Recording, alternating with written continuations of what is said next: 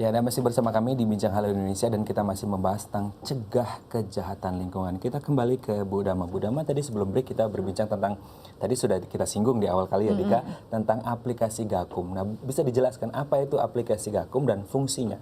Iya, jadi aplikasi Gakum tuh kan, Gakum itu artinya penegakan hukum, lingkungan hidup dan kehutanan. Jadi fungsinya adalah bagaimana masyarakat supaya tahu apa saja sih kejahatan lingkungan. Kadang-kadang kalau kita lihat di Singapura kan ada di bis ya, fine segini kalau buang sampah gitu ya. Denda Karena itu, ya denda berapa besar. Dan itu ada di mana-mana sehingga memang orang tuh sadar ya. Kalau membuang sampah atau membuang limbah sembarangan, terus ada denda, ada tuntutan lain yang bisa didapat gitu ya. Jadi itu sebetulnya intinya kami ingin mengedukasi masyarakat untuk mencegah, sebetulnya mencegah di awal. Bukan ingin mengutamakan penegakan hukumnya, tapi ingin mencegah di awal kalau beberapa perilaku kejahatan lingkungan itu nanti ada sanksinya gitu ya. Oke, nah ini kan permasalahannya adalah masyarakat mungkin ya tadi ini proses edukasi bagaimana masyarakat mencegah. Tapi kan untuk mengenali kejahatan-kejahatan lingkungan juga perlu kan seperti itu. Mungkin kalau kita selama ini taunya juga membakar hutan atau yang paling sederhana membuang sampah sembarangan. Tapi sebenarnya berapa banyak sih jenis kejahatan lingkungan itu? Iya, kami itu memprioritaskan 7 kejahatan lingkungan. Jadi yang pertama perambahan hutan. Jadi kan banyak masyarakat yang lihat itu hutannya hutan lindung, hutan konservasi, terus masyarakat masuk mengambil tempat untuk berladang misalnya ya. Itu yang tidak boleh di hutan lindung dan hutan konservasi. Yang kedua persampahan ya, tadi membuang sampah itu sebetulnya sudah diatur dan di aplikasi itu sudah ada berapa besar sih sanksinya gitu. Terus ketiga kebakaran hutan. Keempat ini yang banyak mungkin disimpan di rumah-rumah memelihara tumbuhan dan satwa liar. Berburu, memelihara tumbuhan dan satwa liar. Mungkin ada cendrawasih di rumah ya, kulit harimau gitu ya. Itu yang termasuk kejahatan lingkungan juga. Terus kemudian pencemaran, jadi pembuangan limbah industri ke maupun rumah sungai, tangga. maupun industri maupun rumah tangga. Terus kerusakan lingkungan, misalnya penambangan ilegal ya.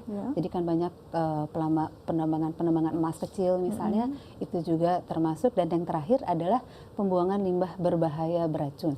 Ya misalnya merkuri, terus baterai kan ada di dalamnya ada yang berbahaya beracun. Itu yang kami prioritaskan. Dan di situ ada, kalau kita lihat di situ ada semua info hukumnya. Jadi apa sanksinya, apa yang tidak boleh gitu ya ini di dalam ya. aplikasi. Jadi bagaimana masyarakat bisa mengenali lagi tadi kejahatannya lalu bisa langsung melaporkan. Nah, mungkin masyarakat ingin tahu seperti apa sih aplikasi Gakum, kita saksikan dalam tayangan berikut ini. 20 Desember 2015 lalu, sebuah aplikasi diluncurkan Kementerian Lingkungan Hidup dan Kehutanan untuk mengakomodir partisipasi masyarakat dalam mencegah kejahatan lingkungan. Ya, inilah aplikasi Gakum Lingkungan Hidup dan Kehutanan yang bisa diakses dari telepon pintar. Ini adalah aplikasi media sosial yang tidak hanya mendekatkan masyarakat dengan lingkungannya, tetapi juga membuka peluang untuk turut menjaga dan melestarikan lingkungan bersama. Aplikasi Gakum memiliki 4 fitur, pengaduan, berita, info hukum, dan tips. Keempat fitur tersebut dikembangkan untuk mengundang partisipasi dari masyarakat, seperti layanan pengaduan, di mana masyarakat bisa mengunggah foto dan video untuk melaporkan kejahatan lingkungan hidup dan kehutanan, membaca informasi mengenai undang-undang dan peraturan terkait lingkungan hidup dan kehutanan, serta mendapatkan kiat-kiat untuk melestarikan lingkungan. Sampai saat ini, aplikasi yang dapat diunduh di Play Store untuk Android dan App Store untuk iOS ini sudah mendapat 4,4 bintang, diunduh oleh 500 pengguna dan ada 20 aduan yang masuk mengenai kejahatan lingkungan. Oke, jadi begitu caranya ya. Jadi bisa melaporkan plus mengunggah foto ya? Iya, mengunggah foto dan video. Oke, ini kan harus diverifikasi datanya, laporannya. Misalkan kayak tadi mengandung limbah berbahaya, itu pastinya kan harus perlu penelitian. Nggak mungkin hanya melihat airnya keruh langsung dilaporkan. Nah, ini prosesnya seperti apa? Ya, jadi begini, kami itu sebetulnya punya 89 pos pengaduan di seluruh Indonesia. Jadi yang utamanya adalah di kantor kami, di pos pengaduan. setelah mereka mengadu, baik bisa langsung ya pakai telepon atau apa, atau dengan aplikasi, nanti sebuah tergabung dalam pos pengaduan tersebut. Setelah kami mendapat pengaduan, kami lihat itu tentang apa gitu ya. Nanti ada yang kami sampaikan ke pemerintah daerah. Misalnya kadang-kadang juga ada yang bilang itu ada sampah menumpuk kayak seperti itu, kami kasih ke kewenangannya kewenangan daerah, kami sampaikan ke daerah, ke pos pengaduan yang 89 tersebut.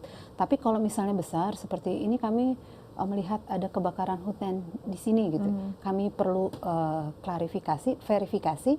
Jadi setelah itu kami melakukan verifikasi ke lapangan. Langsung survei ke lapangan ya? Iya, langsung survei ke lapangan. Nanti kalau setelah kami lihat, ternyata dia harus diberikan sanksi administrasi, atau ini harus masuk ke pidana, penegakan hukum pidana, itu langsung disampaikan ke direktorat lain di penegakan hukum, di Dijen Penegakan Hukum.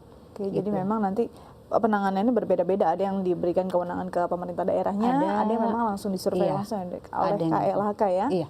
Oke, ini kalau kita lihat tadi kan setelah masuk laporannya, kemudian diproses dan ditindaklanjuti. Nah, kira-kira prosesnya itu seperti apa? Maksudnya follow up dari teman-teman dari Gakum atau KLHK ini, kemudian masyarakat apakah bisa mengetahui proses tindak lanjutnya atau follow up activity setelah mereka melaporkan hal itu? Iya, bisa. Nanti pastinya setelah mereka mengadu, kami klarifikasi, telepon kembali ya. Si pengadu ya? Ke pengadu, ini namanya siapa, detail nama ya kalau itu. Kalau di apps sebetulnya ada GPS-nya.